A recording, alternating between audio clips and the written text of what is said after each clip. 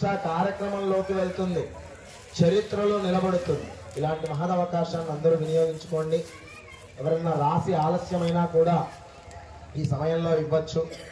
ఎవరిని వేరే విధంగా మనం మాట్లాడితే చాలా కష్టమైన విషయం.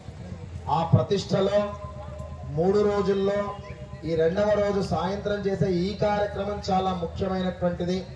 ఇది చూసినా చేసినా పాల్గొన్నా చాలా పుణ్యమండి.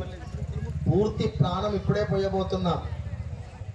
విగ్రహం మొత్తం ప్రాణం వచ్చేస్తుంది దీనివల్లే. దీంట్లో వేసే వస్తువుల వల్ల అమ్మ కడుపులో ఉమ్ము నీరు ఎలా తయారవుతుందో ఆ నీరు తయారైపోతుంది. ఇప్పుడు ప్రాణం తయారవుతుంది.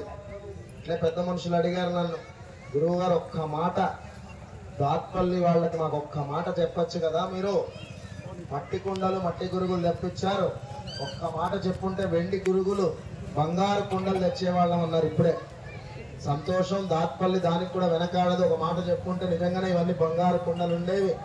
నేను ఎందుకంటే చూస్తున్నాను, నేను వెనకడిగేసేవాళ్ళు కాదు, బ్రహ్మాండాన్ని బ్రహ్మను కూడా జయించే బలాలు ఉన్నాయి మీ దగ్గర. దాత్పల్లి మామూలు ఏం కాదు.